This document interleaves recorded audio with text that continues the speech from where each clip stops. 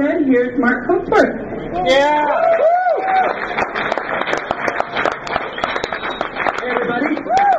Thank you all for coming out tonight. This is great. My name is Mark, and I'm here to talk to you all about booze hacking.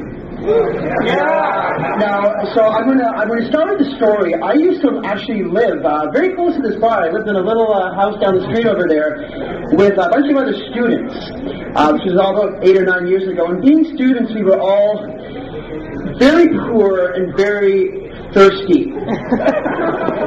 So one night we went onto Google and found out how to make our own beer. And at that point, we then proceeded to turn half the student house into a brewery and made all kinds of funky stuff.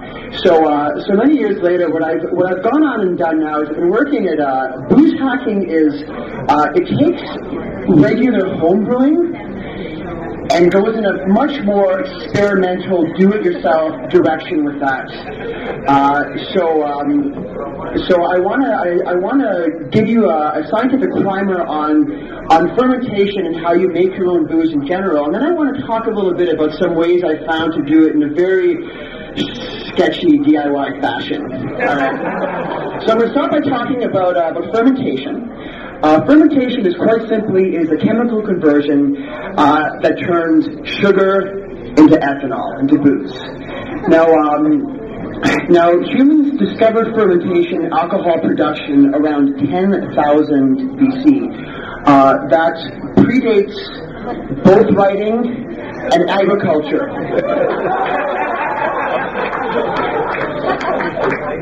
Now, it's very interesting here that writing and agriculture actually came very shortly after fermentation.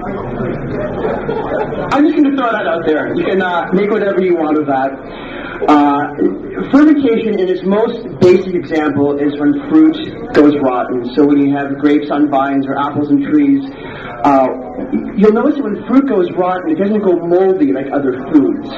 What actually happens is it ferments, it turns into booze, basically, and then at that point becomes a bit of a natural preservative that then, bears and coons go and consume. So I'm going to start by talking about so I want to cover some theory first. I want to talk about the science behind this. I'm going to make this brief, and then I'm going to go into some more practical examples. So I'm going to start by talking about the chemistry. So the chemical process of fermentation, as you see up here, is sugar, with yeast acting as a catalyst, produces ethanol and carbon dioxide. Now, I'm going to go into a bit of detail about all these sugar, yeast, and ethanol are all very, very important little compounds. I'm going to talk about all those. What's very interesting about fermentation is it's actually almost identical, inversely, to photosynthesis. Just to give you a bit of an idea of how basic this process is, photosynthesis is actually turning carbon dioxide back into sugar with a couple of different water and oxygen things on the side. So what I want to do is I'm going to talk very quickly about sugar, yeast, and ethanol, because I want to just kind of give you a bit of a scientific backing on all of those. So sugars and carbohydrates. So glucose sugar is the most basic fuel on the planet. Back when complex life was formed, whereby sunlight came down into plants and formed glucose sugar, that was a fuel that basically led to all food. It is completely essential to life, and almost every carbon-based fuel, including petroleum, starts with just basic sugar. Sugars and carbohydrates are effectively the same thing. They're not the same thing, but they overlap dramatically. And carbohydrates contain water molecules, but effectively they're the same thing as sugar. And sugar occurs almost naturally in all edible foods, basically anything we eat. This stuff is just raw fuel, and that's what makes food make us, be able to go and move. Okay, so I'm going to talk a little bit about alcohols. So an alcohol is an organic compound. It's extremely similar to sugar. Actually, if you look at the chemical formulas for alcohols compared to sugars, they're almost identical. They're all based on carbon, hydrogen, and oxygen. They're just different molecular structures. And by definition, alcohol contains a hydroxyl group, which is bound to a carbon atom. I have no clue what this actually really means. I mean, if you look at the molecule, it makes sense, but I don't know what this actually relates to in the real world.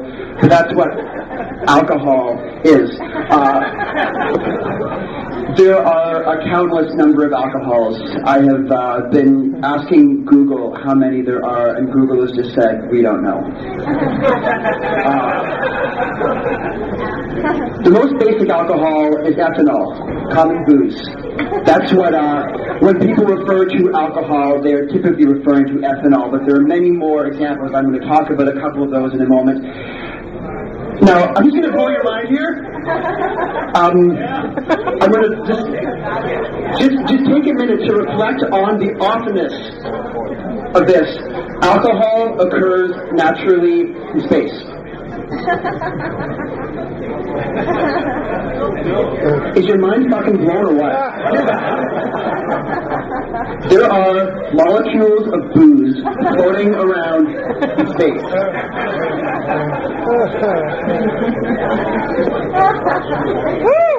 Which is great because, next time you're on a long space voyage and you're packing up your cards and your food and your clothes, well, you don't have to worry about bringing booze. So I'm going to talk about a few different examples of alcohols. So ethanol, this is probably the most simple and most basic. This is common booze. This is what's in basically every liquor that we consume. Very similar to ethanol is methanol. Methanol is almost the same thing, except for the fact that it's incredibly toxic and makes you blind and or dead. And ethanol is ethanol is almost identical to methanol. It's ethanol.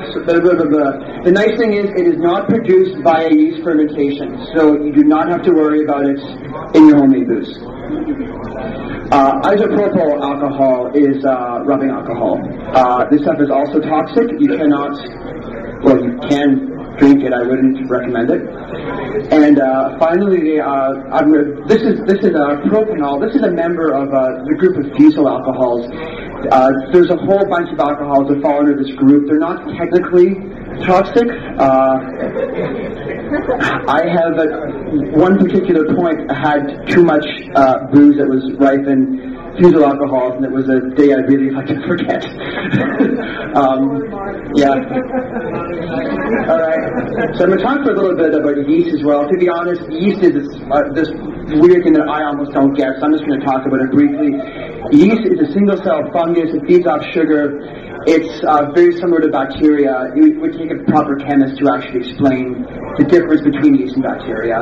They're pretty much the same thing. There are an estimated 150,000 species of yeast in the world. All of them are smarter than us. And none of them are smarter than us. All of them are smarter than us. Are they really? Oh, yeah. So we've only classified 1,500 of them. I'm not going to worry about yeast in general, because to be honest, yeast boggles my brain. I'm going to talk about two different ones, which are the two that produce ethanol. The good yeasts. So, my Latin is bad, forgive me. Saccharomyces cerevisiae is the most common yeast that is used for brewing. It's used for baking. So when you get your bread yeast, it makes your bread rise. It's the same stuff. Nutritional yeast that you put in your food. Yeah, that's also it's all the same. It's all the same strain of yeast. And what's really interesting about this stuff here, this stuff occurs naturally in the Earth's atmosphere. It is all around us in the room right now. This stuff just occurs in the air. It's completely natural. And when it happens to meet sugar, at the temperature between 20 and 25 degrees Celsius, it turns it into hooch. So I'm going to be talking more about this. Then we have Saccharomyces pastorianus. This is used for lagers. It's nowhere near as common, and it burns sugar at a much lower temperature. I'm not going to talk about that more. I just wanted to throw that up there as an example. All right, so I think that's most of the science that I wanted to talk about tonight. So we're going to go and do an experiment. We're going to move on to the practical portion of the curriculum. So, experiment. Let's make some booze. So, to start making booze, we're going to go to Loblaws.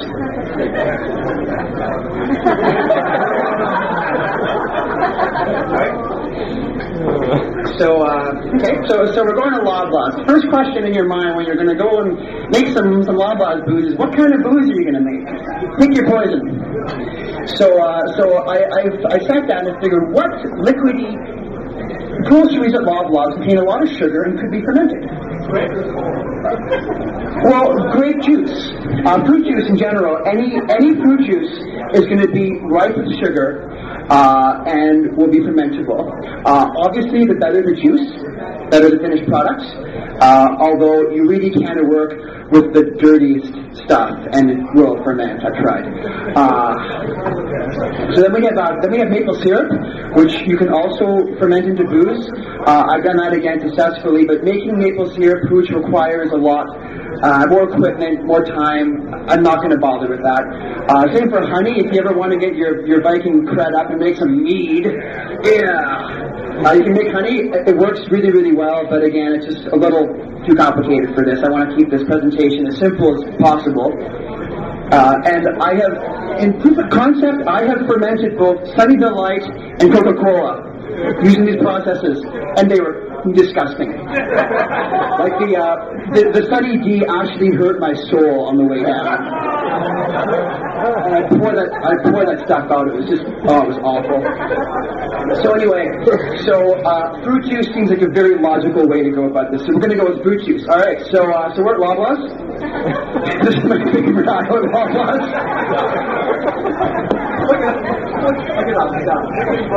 Everything you see on this shelf can be fermented. I've done it to most of them. Everything here can be turned into booze. It's really, really simple. So here I'm kind of zoning in on here we have our apple juices, we have our really ghetto, no-name peach punch. We have our ghetto iced tea, our Fruitopia. All this stuff can be fermented. So this is a really nice part of the grocery store where they have all the fancy juice. And, it's expensive, but works, tastes good. And then we have, even here we have our, fridge juice aisle. This stuff all works, too. I don't know if orange juice fermented would really taste all that good. No, I don't think I want to know. But, we have pomegranate blueberry. That sounds pretty good. So anyway, very, very important. As I was talking about earlier, sugar turns into ethanol. No PC Blue Line, no diet, no low fat, no low carb. Fuck that stuff. That stuff will make weak ass booze. This is an example right here where I've compared Blue Line apple juice to regular apple juice. So you'll observe right here, Blue Line, 13 grams of carbohydrates per 250 mils. Real apple juice, 30 grams of carbohydrates. Guess which one will make the more righteous alcohol? That one! Wait, Mark, what about making booze with aspartame? Aspartame doesn't ferment. Good to know. Yeah, you'll die in 10 years and it'll be weak-ass booze too, so I wouldn't recommend that. Alright. So I'm going to define the experiment. I'm going to try and apply a bit of standard scientific method here to just bring this whole thing together. So I'm going to ferment 3 bottles of cheap President's Choice apple juice. I want to go with cheap stuff because we know the good stuff will work. It's good juice. It ferments naturally. I want to see if you can make it work with low-grade stuff. It'll just be a little bit more difficult. So here we go. So we have 3 bottles of President's Choice apple juice. And so I'm going to apply a different brewing process for each one. For the first batch, I'm going to brew it as you would in a commercial brewery.